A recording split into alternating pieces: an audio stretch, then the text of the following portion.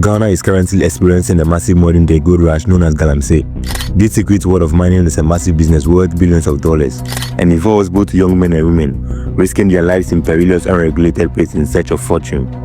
The true cost is paid by the environment, with forests vanishing and rivers being poisoned by mercury and cyanide. This video exposes the complex networks behind the chaos and its devastating human and ecological toll. Do well to like, comment, share and subscribe if you are new to the channel, as I'm aiming to hit 10,000 subscribers. Let's dive in.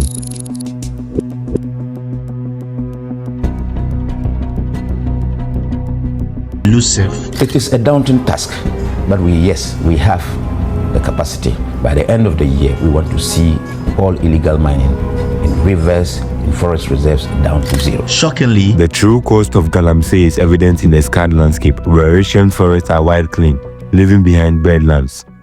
And this environmental destruction extends to various water bodies, poisoning the very rivers communities rely on for their daily needs. This crisis has promoted a national emergency, with the government deploying military task force to shut down illegal operations.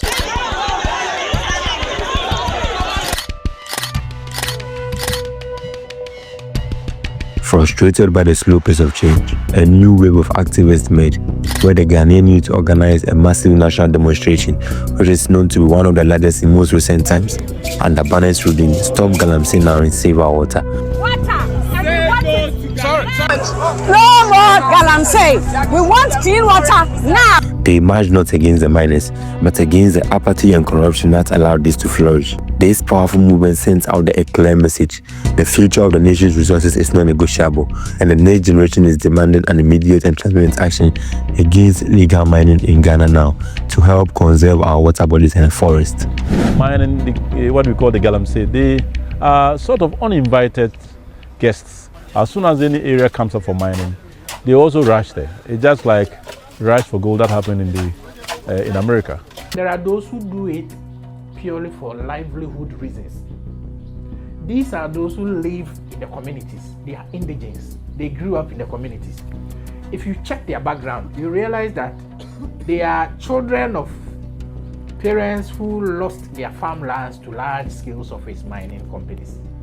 The mining company took over their lands, very little or no compensation was paid, and therefore they had to either drop out of school or they couldn't continue after the basic level. So they don't have the skills, they don't have the certificate, the academic certificates to even gain employment in the mine. So what do? They are forced to go into small-scale mining or Galamsey as a form of survival. They need to survive. That is one class of people. There is also the other class of people. They are in for commercial reasons. One day, which may have 200,000, 150, 300,000. Scanning you on Trana, can Pessimico page maybe I am a jail. Can Pessimia, I never use car, never page me for fun. Coming here, they say, a young man, well, you man, let me acquire.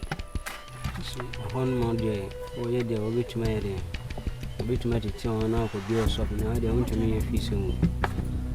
I'll bet my Juma one, I'll be back to my baby, my uncle. School.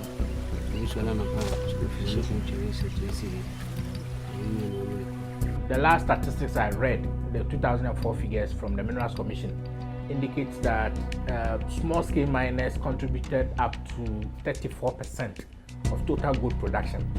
So that tells you the potential in the sector. We can look at the national level. They are contributing this much to our total gold exports, and therefore foreign exchange earnings to the country. At the local level, they also play a key role. They stimulate local economic development. Because they earn income. The interesting thing is that every penny, every pesewa they earn stays in the local economy. It doesn't go out. There's no capital flight associated with small-scale mining as we have with large-scale mining. And then locally, they also contribute to economic infrastructure development. There are cases where small-scale miners have supported the construction of schools, clinics, repair of roads, and so on. So that is a key contribution to infrastructural development. This is a river that would have been a source of water for the community, but now polluted by illegal mining actions. And this is what they had to say.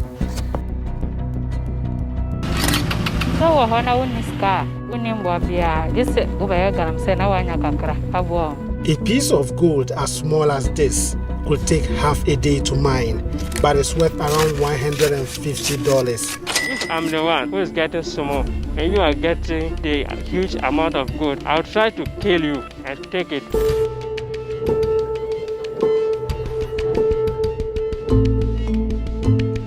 This is the western region of Ghana, a hotbed for illegal mining. I completed university in 2019. Since then, I have not been able to secure a decent job, so I had to venture into Galamsey. Using Chinese-made pumping machines, the miners bring up chunks of soil from this pool of water. The machine sucks the soil onto this board, which separates the dirt from the gold. There's a fight for gold when it is discovered because we are plenty. On an average day, you can make between 1,000 and 2,000 cedis. Galamsey is difficult. It's basically digging of the soil and trying to separate the gold ore from the soil. We use mercury to separate the gold from the soil. What we call the final thing is what we call the black. Yes, kaka crab is store. Drinks in na bet me Galamsey. As well as Ghana's forests being destroyed by Galamsey, the rivers are full of pollutants and harmful chemicals. The Water Research Institute have been collecting samples of the polluted Ankobra River and waters over 100 kilometers away in Butri. Water that tested, that alum was added, the pH values were quite acidic, and it's not good for people to consume such water. Mercury is a highly toxic element, and it's problematic. In that when mercury gets into the system, it could affect the lung, and then for newborn babies, it will also affect their developmental process. Elizabeth is a food seller at nearby Dominasi. She has lived here for 30 years and relies on the Ankobra River as a source of clean water. First, na meyano, me poton miering hundi bibidia. Nanen shiono. Minso dia me se ma unko school inti minim wa me se bibi de chemical. Abem. Enti nda me de foka. Ana me de ko pru bi afra na bokro. Na me de kwa ye ho adwuma. Inti nshio ne ho akire ye wo ha pa anti. Inti se ninya baby and come up co because nshio no aye den ama inti minya baby and come up co no makwa akwaye medwuma no e wo ko. Wodra na yeba no nye tutu de oye nsu na yanom we yane axim asase du no yane bulemu nsu nkote na yanom bulemu nsu nkote na yanom aye daade nsu ya ona na yanom ntaye dam no dam nsu na aso no yeguare yedi ediban yedi bibia no yanom no nonyu enhyeda ntew so nonyu antew nonyu mfin yedi suwa ma ogene nsana yanom to true da me nsu no ayetumi ehum bo nkete bi krampo wom yanom so yum de dam nsu no so yan ho enhyeda ntew nya. And these are the negative impacts Galamsey have had on our water bodies and forests. Do all to like, comment, share and subscribe if you are new to the channel, as I get to bring you more educating and engaging content like this.